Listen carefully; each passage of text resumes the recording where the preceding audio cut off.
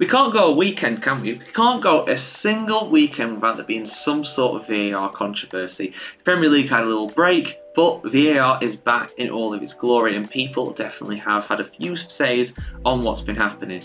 Now, which game is this that I'm referring to? Well, it's Crystal Palace against Leicester City, one of the Saturday 3 o'clockers, a game that I thought was going to be quite tight, but I thought Crystal Palace would probably come out on top in this one. But Leicester City, to my surprise really, were playing really, really well. They were 2-0 up just after the half-time mark. But then Crystal Palace, they got a goal pretty much straight after, giving them a chance, getting that 2-1, well, deficit down to 1 goal instead of 2. And they ended up drawing the game 2-2 thanks to the guy that scored this goal, Jean-Philippe Mateta. Now, the controversy, it kind of centres on the goal in terms of the offside call. Now, with the naked eye, the screenshot that I've got here, basically when the ball is passed to him, Mateta gets the ball crossed to him, he puts the ball into the net. Right.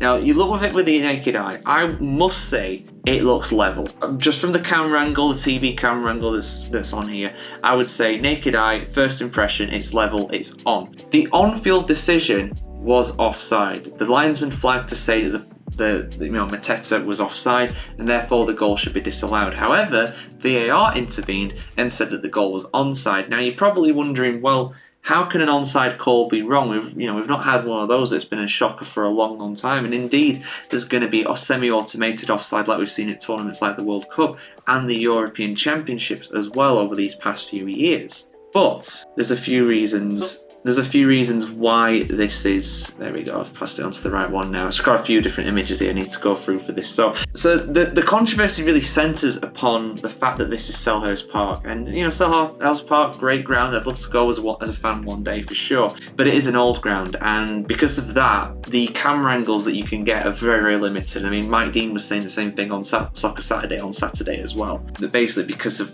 the way that, I don't know if it's still with like the Grand Tree or whichever camera angles you can get, but you're very limited in terms of what you can actually see. So the camera angle that we get from the wide shot is from quite a bit behind. It's kind of just looking forward basically to the side rather than being directly in line with play, like you might get at a newer ground or a bigger ground perhaps. But that's what we've got to work with here. And when the line is drawn, the line is showing that the player I don't know which player it is, but it's a right back for Leicester City. He is sticking his leg out, and because he's sticking his leg out, that means that the ball is passed when Mateta is onside. And again, with the naked eye, it looks level. I'll be honest, it does look level. But the problem really centres upon when you're going for the close-up, which they often go for the TV angle at first and then go for a close-up.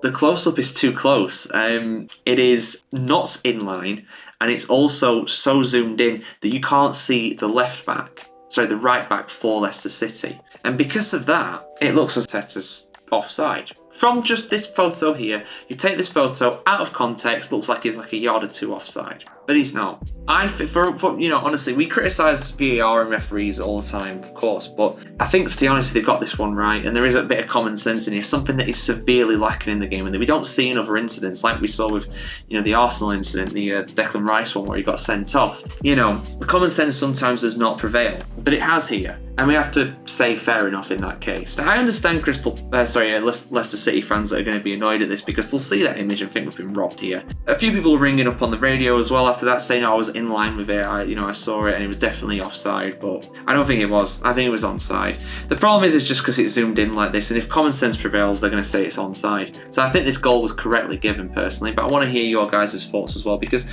some people might take the viewpoint, well, it can't be decisively proven that it was onside, so therefore they should stick with the on-field decision. But I respectfully disagree with that viewpoint because it is beyond all reasonable doubt onside. I think that's pretty clear.